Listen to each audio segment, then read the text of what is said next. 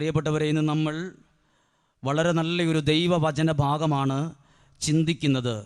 സങ്കീർത്തനം 56 അധ്യായം 8 വാക്യം. വചനം മറക്കരുത്. സങ്കീർത്തനം 56 അധ്യായം 8 വാക്യം. വചന പ്രകാരമാണ്: അവിടുന്ന് നിന്റെ അലച്ചിലുകൾ എണ്ണിയിട്ടുണ്ട്, നിന്റെ കണ്ണുനീർ കണങ്ങൾ കുപ്പിയിൽ ശേഖരിച്ചിട്ടുണ്ട്. പറഞ്ഞേ ഹല്ലേലൂയ. ഈ വചനം നമ്മൾ 100 പ്രാവശ്യം 1000 പ്രാവശ്യം കേട്ടതാണ്. ഈ വചനം ഒന്ന് ശ്രദ്ധിച്ച് കേട്ടെ. ദൈവമായ കർത്താവ് ഇവിടെ ഇരിക്കുന്ന നമ്മളോട് പറയുന്നൊരു വാക്കായിട്ടൊന്ന് കേട്ട് നോക്കിക്കേ. അവിടുന്ന് നിന്റെ കണ്ണുനീർ കണങ്ങൾ കുപ്പിയിൽ ശേഖരിച്ചിട്ടുണ്ട്, അവിടുന്ന് നിന്റെ അലച്ചിലുകൾ എണ്ണിയിട്ടുണ്ട്. ഹല്ലേലൂയ. ഈ ലോകത്തിൽ ആരും എണ്ണാത്ത 2 കാര്യമായത്. ഇന്നുവരെ ആരും എണ്ണിയിട്ടില്ല. ഒരു വ്യക്തി പോലും ആരുടെയും കണ്ണുനീരും തുള്ളി എണ്ണാൻ പോകാറില്ല. നമ്മൾ വേണേൽ എണ്ണും. നമ്മൾ കഴിഞ്ഞ വർഷം ഒരു ടൂറ് പോയ ആ നല്ല സന്തോഷത്തോടെ കൂട്ടുകാരോടൊത്ത് ഒരുമിച്ച് പോയ ഒരു നല്ല സംഭവം നമ്മൾ വേണേൽ ഇങ്ങനെ ഓർത്തിരിക്കും. കഴിഞ്ഞ വർഷം നമ്മളൊന്ന് പോയായിരുന്നു. നമ്മളൊരു കല്യാണത്തിന് പോയി, ഒരുമിച്ചിരുന്ന് വട്ടമിരുന്ന് സന്തോഷിച്ച് വർത്തമാനം പറഞ്ഞത്, ഭക്ഷണം കഴിച്ചത്, വീട്ടിൽ ഒരുമിച്ച് കൂടിയത്, സന്തോഷിച്ച നാളുകളും സമയവും എണ്ണാൻ ഇഷ്ടമാണ്, ഓർക്കാൻ ഇഷ്ടമാണ്. പക്ഷെയോ സങ്കടങ്ങൾ ആരും എങ്ങനെയാലും ഒന്ന് മൈക്രോബർ കൊണ്ട് പെൻസിൽ കൊണ്ട് എഴുതി മായ്ച്ചു കളയുന്ന പോലെ അതൊന്ന് പോയായിരുന്നെങ്കിൽ, അത് മാഞ്ഞു കിട്ടിയായിരുന്നെങ്കിൽ എന്ന് ചിന്തിക്കുന്നതാ. ഹല്ലേലൂയ. എന്നാൽ നോക്കിക്കേ, സഹനങ്ങൾ ദൈവം എണ്ണിയിട്ടുണ്ട്. നിങ്ങൾ ടി വിയുടെ മുമ്പിൽ ഇരുന്ന് ഒരു നല്ല കോമഡി പ്രോഗ്രാം കണ്ട് ഒരുമിച്ച് ചിരിച്ചു, അത് ദൈവം എണ്ണിയിട്ടില്ല കേട്ടോ. നിങ്ങളൊരു നല്ലൊരു പ്രോഗ്രാം കണ്ടു, ചിരിച്ചു, ഒരുമിച്ച് ഭക്ഷണം കഴിച്ചു, എല്ലാവരും ഒരുമിച്ച് ചിരിച്ചു, സന്തോഷിച്ചു, അതൊന്നും ദൈവം എണ്ണിയിട്ടില്ല. ദൈവം എണ്ണിയിരിക്കുന്നത്, ഞാൻ എൻ്റെ മുറിയിൽ കയറി ഒരു വലിയ സങ്കടം വന്നപ്പോൾ ആരും കാണാതെ എൻ്റെ മുറിയിൽ എൻ്റെ ദൈവമേ എന്ന് വിളിച്ച് കരഞ്ഞത് നമ്മൾ ഒറ്റ നോട്ടത്തിൽ ഭിത്തിയുടെ മേൽക്കൂരകാരൻ ആരും കണ്ടിട്ടില്ല.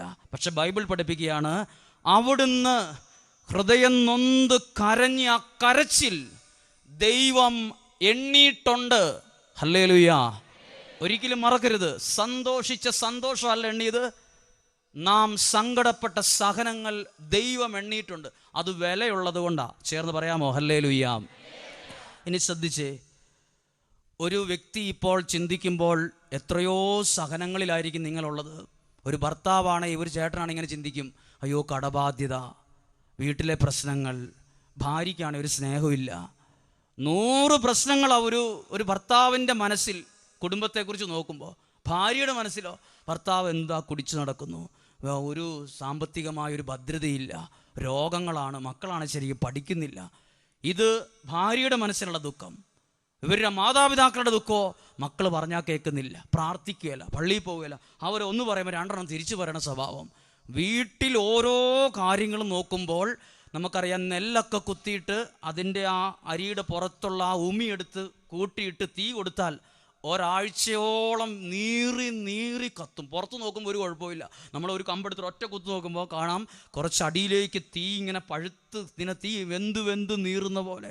അതുകൊണ്ടാണ് വിശുദ്ധ ഗ്രന്ഥം പഠിപ്പിക്കുന്നൊരു വചനമുണ്ട്, സങ്കീർത്തന വചനം പഠിപ്പിക്കുക, കണ്ണുനീര് കൊണ്ട് ഞാൻ എൻ്റെ കിടക്ക നനഞ്ഞുപോയി, കണ്ണുനീര് കൊണ്ട് ഞാൻ നനഞ്ഞു കുളിച്ചു, ശരീരം മുഴുവൻ സഹനത്തിൽ മൂടി പൊതിഞ്ഞു കിടക്കുക, ഉമി നീറി കത്തണത് പോലെ. ഇവിടെ ഇരിക്കുന്ന അനേകരുടെ ഹൃദയങ്ങൾ ഇങ്ങനെ നീറി കത്തുന്നുണ്ടാകും.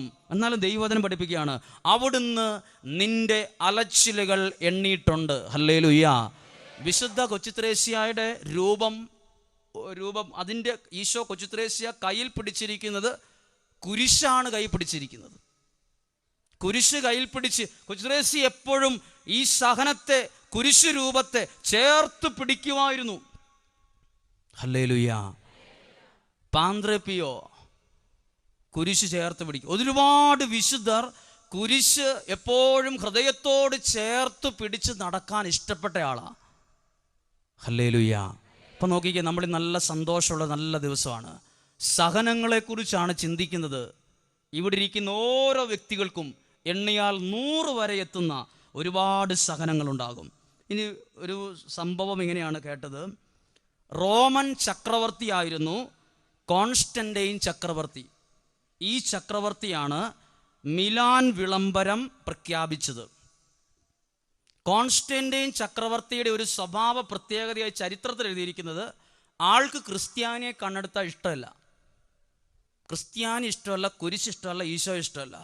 ക്രിസ്തു മതം എന്ന് കേട്ടാൽ ആ വ്യക്തിയുടെ പ്രത്യേക ഈ വ്യക്തി ചെയ്യുന്നത് ജീവനോടെ സിംഹത്തിൻ്റെ കുഴിയിൽ എറിഞ്ഞു കൊടുക്കുക, തീ കത്തിച്ചിട്ട് അതിനകത്തോട്ട് പട്ടാളക്കാരെ കൊണ്ട് ആ വ്യക്തിയെ തള്ളിയിടുക, ആ വ്യക്തിയെ പീഡിപ്പിക്കുക. അതിലാണ് കോൺസ്റ്റന്റൈൻ ചക്രവർത്തിയുടെ സന്തോഷം.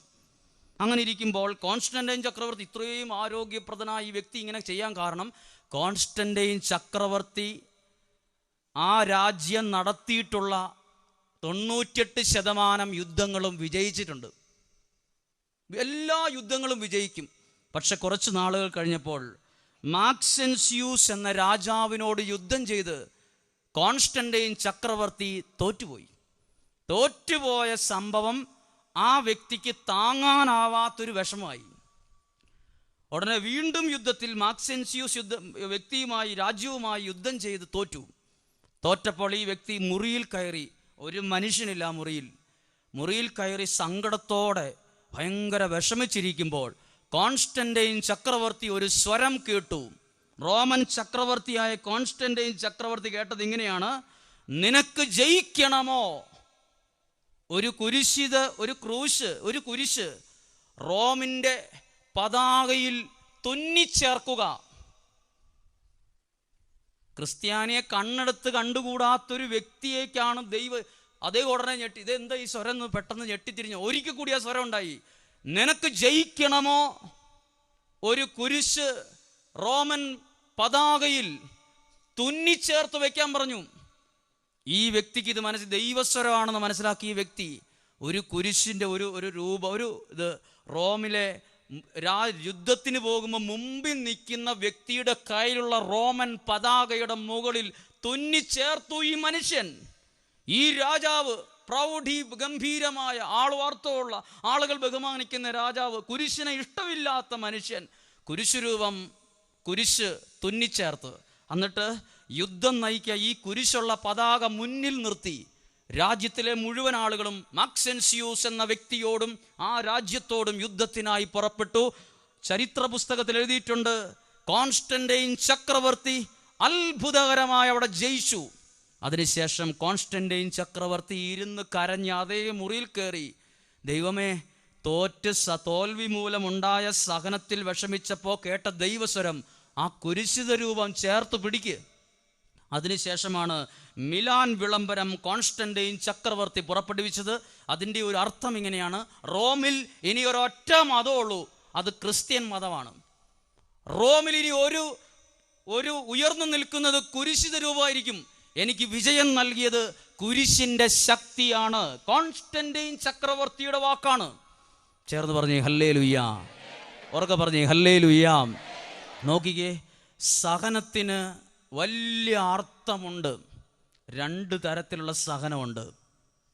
ഒന്ന്, വലിയ പാപത്തിൻ്റെ പടുകുഴിയിൽ വീണിട്ട് ചിലർ വെള്ളം കുടിക്കുന്നവരുണ്ട്. ആ വ്യക്തിയെ സംബന്ധിച്ച് ആ സഹനമാണ്. ഒരു തെറ്റും ചെയ്യാഞ്ഞിട്ട് നന്നായിട്ട് പ്രാർത്ഥിച്ചു, നന്നായിട്ട് ധ്യാനവും പ്രാർത്ഥന എല്ലാം ഉള്ള വിശുദ്ധനായി ജീവിക്കുന്ന വ്യക്തി, ആ വ്യക്തിക്ക് സഹനം. ഇത് രണ്ടും തമ്മിൽ ഒത്തിരി പേർക്ക് അർത്ഥം മനസ്സിൽ. ഇതെന്താ, ആ വ്യക്തി എന്നും പള്ളിയിൽ പോയി പ്രാർത്ഥിച്ച് ഭയങ്കര സഹനമാണല്ലോ. ശ്രദ്ധിച്ച്, എന്നും പള്ളിയിൽ പോയി വിശുദ്ധിയോടെ ജീവിക്കുന്നവർക്കും കുരിശ് ലഭിക്കും, സഹനം ഉണ്ടാവും. എന്നാൽ ചില വലിയ പാപത്തിൻ്റെ പടുകുഴിയിൽ വീണത് പരിണിത ഫലമായിട്ട് സഹനം വരും. എന്തിന്? 2 അർത്ഥം. അതാണ് വിശുദ്ധ ഗ്രന്ഥം പഠിപ്പിക്കുന്ന. പത്രോസിലേക്ക് എഴുതിയിട്ട് ഒരു വചനം ഇങ്ങനെയാണ് പഠിപ്പിക്കുന്നത്.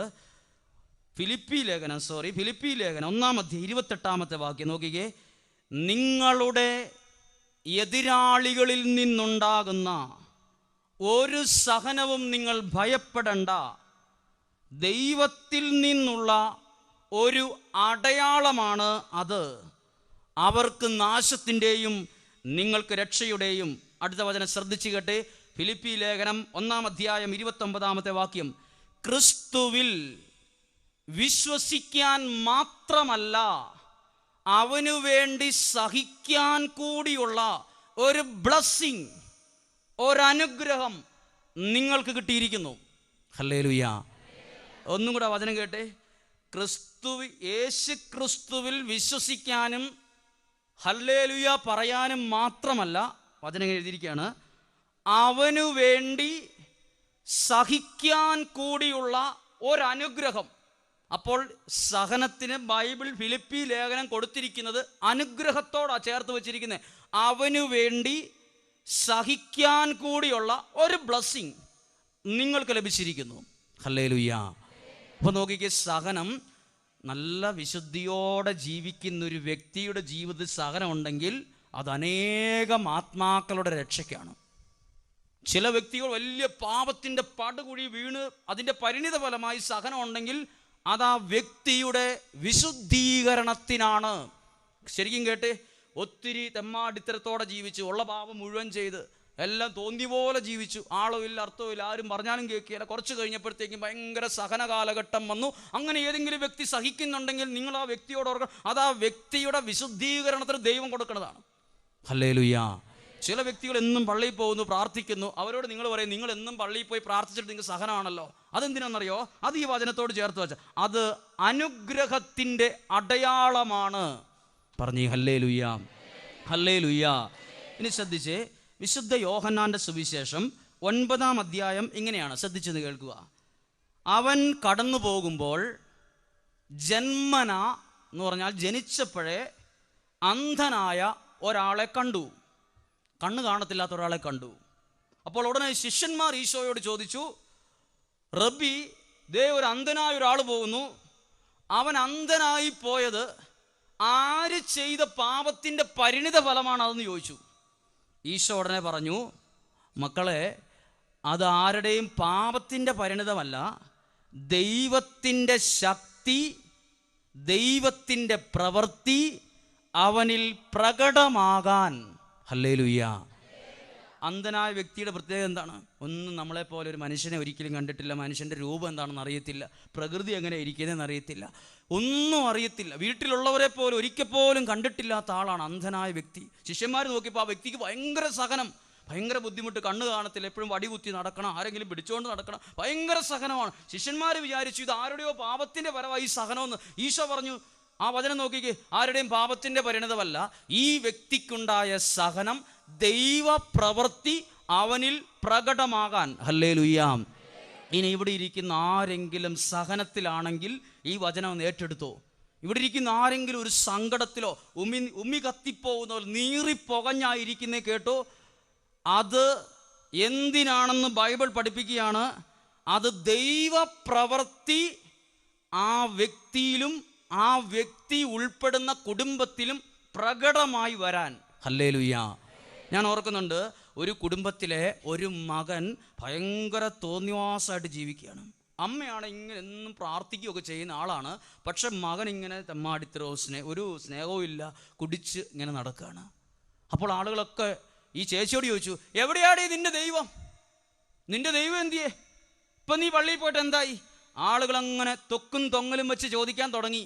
ഇതാ വ്യക്തിയുടെ ചങ്കിനകത്ത് കൊണ്ടു എന്നും പ്രാർത്ഥിച്ച് വലിയ ഒരു തെറ്റും അധികമൊന്നും ആരോടും ചെയ്യാത്ത, ഇത്രയും നന്നായിട്ട് ജീവിച്ചിട്ട് ആളുകൾ ചോദിക്കൂ, എവിടെയാടി നിന്റെ ദൈവം? നിന്റെ ദൈവം എവിടെയാടി? അപ്പോഴും ഈ അമ്മച്ചി എന്ത് ചെയ്യുന്നറിയോ? ഈ അമ്മച്ചി ദൈവത്തെ മുറുക്ക പിടിച്ച് ആ മകൻ്റെ മാറ്റത്തിന് വേണ്ടി ഉള്ള സഹനങ്ങൾ മുഴുവൻ ഏറ്റെടുത്തു. എന്ത് സംഭവിച്ചു? ആ മകൻ്റെ ജീവിതത്തിൽ ഒരത്ഭുതം എന്നവണ്ണം ഒരു വലിയ ദൈവപ്രവൃത്തി സംഭവിച്ചു. ആ മകൻ്റെ യോഗ്യത കൊണ്ടല്ല, ഈ അമ്മയുടെ സഹനം കൊണ്ട്. ഹല്ലേലൂയ. അവർക്ക് പറഞ്ഞു ഹല്ലേലൂയ. ഇന്ന് ഒരു JCB ഡ്രൈവറായിട്ട് ആ വ്യക്തി നിൽക്കുന്നു, നല്ല സ്വഭാവത്തോടെ ജീവിക്കുന്നു. ഇവനാണോ ഒരു 7 വർഷം മുമ്പ് കുടിച്ചിതിലെ നടന്നേന്ന് നമുക്ക് പോലും അത്ഭുതം. മുഖത്തിൻ്റെ ഷേപ്പ് മാറി, രീതി മാറി, ഇടപെടൽ മാറി, പ്രാർത്ഥിക്കാൻ തുടങ്ങി, നല്ല കുടുംബം. ഒരാൾ പോലും മനസ്സിൽ വിചാരിച്ചതല്ല. ഇന്ന് അതിലേറ്റവും കൂടുതൽ സന്തോഷിക്കുന്നത് അവൻ്റെ അമ്മയാ. അപ്പോൾ ഈ അമ്മച്ചി പറഞ്ഞ വാക്കിതാണ്, അച്ഛാ, ഞാൻ ഇച്ചിരി സഹനം ഏറ്റെടുത്താൽ എന്നാ, എൻ്റെ മകനെ മാറ്റി കിട്ടിയല്ലോ, എൻ്റെ മകൻ പള്ളിയിൽ കയറുന്ന ഒരാളായല്ലോ, അവന് വിശ്വാസമുണ്ടല്ലോ. നോക്കിക്കേ, എന്തിനാ ഈ അമ്മ ഇത്രയും നാൾ സഹിച്ചതെന്ന് ചിന്തിച്ചാലോ. ഇങ്ങനെ ഒരു അത്ഭുത ദൈവപ്രവൃത്തി ഈ അമ്മ ഏറ്റെടുത്ത സഹനത്തിലൂടെയാ സംഭവിച്ചേ. ഹല്ലേലൂയ. ഇവിടെ ഇരിക്കുന്ന ആരെങ്കിലും സഹനത്തിലാണെ ഓർത്തോ, നിങ്ങളിലൂടെ നിങ്ങൾ ഏറ്റെടുക്കുന്ന കുഞ്ഞു സഹനത്തിലൂടെ നിങ്ങളുടെ ബുദ്ധിക്ക് അതീതമായ ദൈവപ്രവൃത്തി സംഭവിക്കും. ഹല്ലേലൂയ. അതുകൊണ്ടാണ് ഈ അടുത്ത കാലത്ത് IS ഭീകരത രക്ഷപ്പെട്ട ടോം ഉഴുന്നാലിൽ അച്ഛൻ, ഇത് വലിയ വാർത്തയായിരുന്നു. എല്ലാ ചാനലുകളും ഇത് വാർത്തയാക്കി. പ്രധാനമന്ത്രി സ്വീകരിക്കുന്നു, വലിയ പ്രസിഡന്റുമാർ സ്വീകരിക്കുന്നു, മുഖ്യമന്ത്രിമാർ സ്വീകരിക്കുന്നു, ആദരിക്കുന്നു, ഇതിനെക്കുറിച്ചുള്ള വലിയ വാർത്ത. അപ്പോൾ അതിൻ്റെ അർത്ഥം ഞാനിങ്ങനെ ചിന്തിച്ചു, അതിനകത്ത് ടോമച്ചൻ പറഞ്ഞൊരു വാക്ക്, there is a crown. Crown എന്ന ഇംഗ്ലീഷ് വാക്കിൻ്റെ അർത്ഥം തലയിൽ വെക്കുന്ന കിരീടം എന്നാണ്. ടോമച്ചൻ ഇന്റർവ്യൂവിന് പറഞ്ഞൊരു വാക്ക്, there is a crown for every suffering. Hallelujah. അതാണ് വിശുദ്ധ ഗ്രന്ഥത്തിൽ ഒരു വചനമുണ്ട്, സങ്കീർത്തനം 90-15 വാക്യം. ഒരിക്കലും മറക്കരുത്, സങ്കീർത്തനം 90:15. നോക്കിക്കേ, അവിടുന്ന് നിങ്ങളെ പീഡിപ്പിച്ചിടത്തോളം ദിവസങ്ങളും നിങ്ങൾ ദുരിതം അനുഭവിച്ചിടത്തോളം വർഷങ്ങളും സന്തോഷിക്കാൻ ഇടയാക്കും. ഹല്ലേലൂയ. 10 ദിവസം സഹിച്ചാൽ അതിനിരട്ടി ദിവസം സന്തോഷിക്കാൻ ദൈവം ഇടയാക്കുന്നു. ഹല്ലേലൂയ. ഒരിക്കൽ കൂടി പറയാം, 100, 20 വർഷം 15 വർഷം സഹിക്കുന്നവരുണ്ടാകും, സന്തോഷിക്കാൻ ദൈവം ഇടയാക്കും. അതെങ്ങനെയാണ് ഇടയാക്കുന്നത്? ഏത് സഹന? എല്ലാ സഹനത്തിലും ഇതുപോലെ വരില്ല കേട്ടോ. ഈ കുരിശിന്റെ രൂപമാണെ പോലും ഈശോയുടെ രൂപം വച്ചിരിക്കുന്നത് ഈ കുരിശിനോട് ഒട്ടിച്ചേർന്നാ വച്ചിരിക്കുന്നേ. ശരീരം ഈ കുരിശിനോട് ചേർന്നാ ഇരിക്കുന്നേ. ഈ സൈഡ് ഫ്രീ ആണ്.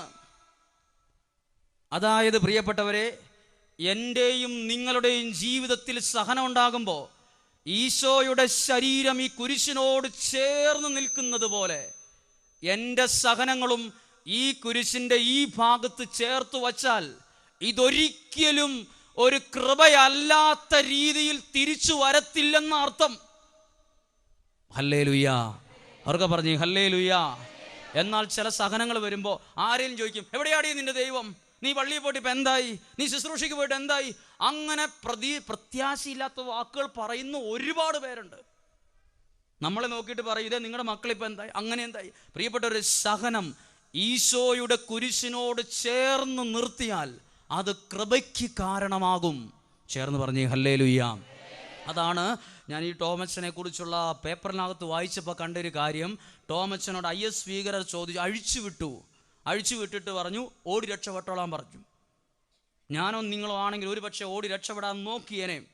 എവിടെയെങ്കിലും പോയി രക്ഷപ്പെടാം, ഏതെങ്കിലും വണ്ടി കയറി എവിടെയെങ്കിലും എത്താൻ നോക്കിയാൽ. അച്ഛൻ ഇങ്ങനെ പറഞ്ഞു എന്ന് അവരോട് പറഞ്ഞത്, നിങ്ങൾ വിടുമ്പോൾ എന്നെ വിട്ടാൽ മതി, നിങ്ങൾ വിടുന്ന സമയത്ത് വിട്ടാൽ മതി, ഞാൻ അന്നേരെ പോകുന്നുള്ളൂ. അവർ പരീക്ഷിച്ചതാ. അപ്പോൾ ഈ അച്ഛൻ ഇങ്ങനെ ഒരു മുറിക്കകത്ത് ഏകദേശം ഇത്രയും ദിവസങ്ങൾ ഒരേ ഒരു വസ്ത്രം മാത്രം ഇട്ടുകൊണ്ട് ഒരു മുറിക്കകത്തിരിക്കുന്നത് നമ്മളെപ്പോലൊരു സാധാരണക്കാരനാണെങ്കിൽ മനസ്സിളകിപ്പോവും, മാനസികരോഗിയായി പോവും. നമുക്കത്ര സഹനമായിട്ട് എടുക്കാനുള്ള കഴിവില്ല. പക്ഷേ ഈ അച്ഛൻ ആ ഇടുങ്ങിയ മുറിയിൽ പുറമെ എവിടെയാ ലോകമെന്ന് അറിയാത്ത സ്ഥലത്ത്, ഒരുപാട് ഒട്ടും സംസാരിക്കാൻ പോലും അവസരമില്ലാത്തൊരു സ്ഥലത്ത്, ഭാഷ അറിയാത്തൊരു സ്ഥലത്തിരുന്നപ്പോൾ ഈശോയുടെ കുരിശിനോട് ചേർത്ത സഹനത്തെ വെച്ചപ്പോൾ പ്രധാനമന്ത്രി വരെ ബൊക്ക കൊടുത്ത് ഒരു സാധാരണ അച്ഛനെ സ്വീകരിക്കുക, ഗവർണർ സ്വീകരിക്കുന്നു. എന്തിനാ ഒരു സാധാരണ ഇന്നുവരെ പേര് പോലും കേട്ടിട്ടില്ലാത്ത ഒരു അച്ഛനെ പ്രധാനമന്ത്രി ആദരിക്കുന്ന? വ്യക്തിയുടെ ഗുണമല്ല, ദൈവം തെരഞ്ഞെടുത്ത ഒരാളുടെ സഹനത്തിന് വലിയ ആളുകൾ വരെ ബഹുമാനിക്കും. സഹനത്തിന്റെ വില. there is a crown, കിരീടമുണ്ട്. ഹല്ലേലൂയ. ഓർക്കെ പറഞ്ഞേ ഹല്ലേലൂയ. ഒരു പക്ഷേ അതാ വചനം പടി, സങ്കീർത്തനം 90:15, നീ സഹിക്കാൻ ഇടയാക്കിയ അത്രയും ദിവസങ്ങൾ, നീ സഹനത്തിന് ദൈവം ഒരുക്കി വെച്ച 10 വർഷമാകാം, അത്രയും അതിൻ്റെ ഇരട്ടിയും സന്തോഷിക്കാൻ ദൈവം ഇടയാക്കും. ഒരു കരം ഉയർത്തി ഉറക്കെ പറയാമോ? Hallelujah, hallelujah, hallelujah. കരങ്ങൾ താഴ്ത്താം. സഹനത്തിന് വലിയ അർത്ഥമുണ്ട്. ഇനി ഓർത്തോ, സഹനത്തിലൂടെ കടന്നു പോകുമ്പോൾ പലരും നമ്മളോട് ആദ്യം പറയും, നിങ്ങൾ ഈ പ്രാർത്ഥനയൊക്കെ കുറച്ച് കുറയ്ക്ക്, നിങ്ങളൊന്ന് സാധാരണ പോലെ ആക്, നിങ്ങൾ എന്തിനാ ഓടണേ, നിങ്ങൾ എവിടെ ഈ പ്രാർത്ഥിക്കാൻ പോണേ, എന്തിനാ ആൾ കൂടുന്നിടത്ത് കൂടണേ. ഇതങ്ങനെ 100,000 ന്യായങ്ങളിങ്ങനെ പെട്ടെന്ന് നമുക്ക് തോന്നുന്ന ന്യായവും യുക്തവുമാണെന്ന് തോന്നുന്ന ചിന്തകൾ വരും. എന്നാൽ അധികമാരും ഒരു സഹനത്തിൽ എൻ്റെ കണ്ണുകളെ ദൈവത്തിങ്കലേക്ക് ഉയർത്താൻ സഹായിച്ചു എന്ന് വരില്ല. ഹല്ലേലൂയ. ജോബിൻ്റെ പുസ്തകത്തിൽ നോക്കിക്കേ. ജോബ് എന്ന വ്യക്തി ഒരു സമ്പന്നനായിരുന്നു. പക്ഷെ ആ വ്യക്തിയുടെ സമ്പത്തും പോയി, ആരോഗ്യവും പോയി. ഒരു വലിയ സഹനത്തിലെത്തിയപ്പോൾ ഭാര്യ പോലും പറഞ്ഞു, നീ ദൈവത്തെ ശപിക്കും മനുഷ്യ, ഞാൻ പോവാ. നിങ്ങൾ ഈ ദൈവത്തെ മുറുകെ പിടിച്ചിരുന്നിരിക്കുമല്ലേ, അത് നിർത്ത്, നിങ്ങൾ രക്ഷപ്പെടുമെന്ന് പറഞ്ഞു. അപ്പോൾ ജോബ് പറഞ്ഞൊരു വാക്കുണ്ട്, ദൈവത്തിൽ നിന്ന് വരുന്ന നന്മ മാത്രം സ്വീകരിച്ചാൽ പോരടി, സഹനങ്ങൾ സ്വീകരിക്കണം. അതായത് ജോബിൻ്റെ ഭാര്യ പോലും ജോബിൻ്റെ കണ്ണുകളെ ദൈവത്തിൽ നിന്ന് അകറ്റാനാ നോക്കിയേ. ജോബ് ആ സഹനത്തെ മുറുകെ പിടിച്ചു. ജോബിനെ കണ്ടു പഠിക്കണം. ജോബ് ഏറ്റെടുത്ത സഹന രീതി കണ്ടു പഠിക്കണം. ഞാനും നിങ്ങളും പൊട്ടാസ് പോലെ പൊട്ടിപ്പോകും കുഞ്ഞൊരു സഹനത്തിൻ്റെ മുമ്പിൽ.